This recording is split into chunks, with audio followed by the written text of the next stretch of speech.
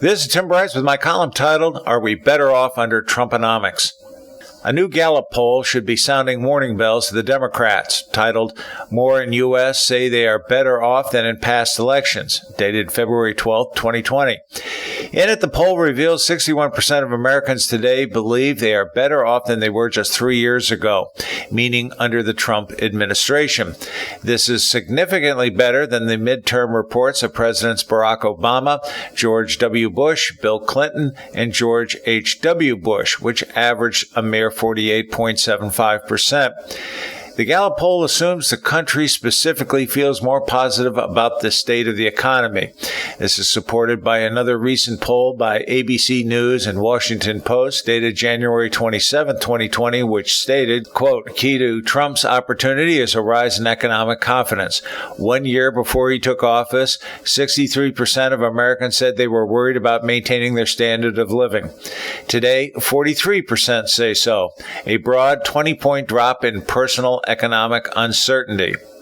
As reported Friday, 56% approve of his handling of the economy, up 10 points since early September to a career high, end quote. The Gallup poll supports this notion of economic confidence by stating 52% of adult Americans say it is easier to go and buy things in the stores than just 3 years ago.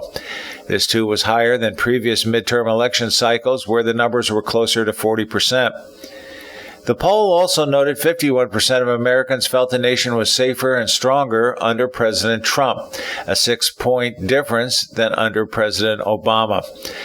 The main thrust, though, of both the Gallup poll and the ABC Washington Post poll is regarding confidence in the economy, which is what the president and his administration has been touting for quite some time.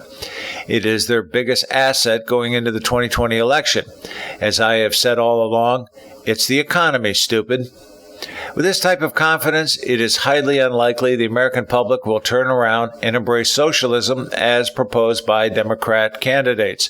It simply will not happen, and a sharp rebuttal is in the offing. Knowing the president claims the prosperous times are due to his policies, the Democrats are desperate to undermine Trumponomics. Working through the news media, they have tried to divert attention away from the economy, but Americans see through this smokescreen. They also tried to share credit in the economy's success, claiming President Obama was behind it all. But this, too, has been rejected. Now their strategy will be to claim the economy is not as good as the president claims it to be and will recruit economists to say so. To illustrate, a recent CNN news report claimed, quote, despite creation of 225,000 jobs, a 3.6% unemployment rate, a 3.1% increase in earnings over the past year, an extension of the longest economic expansion in U.S. history, House Speaker Nancy Pelosi declared the January employment reports the rot at the heart of the Trump economy. She went on to say, in a statement reacting to the January employment report, Pelosi said January's numbers provide proof of all of President Trump's mistruths at the State of the Union, which he touted his range of economic successes. End quote. However, if the polls mentioned herein are correct, the public will see through all this, and it will be game, set, match in November. Friends, keep the faith. This is Tim Bryce in Palm Harbor, Florida. Follow me on the internet at timbryce.com.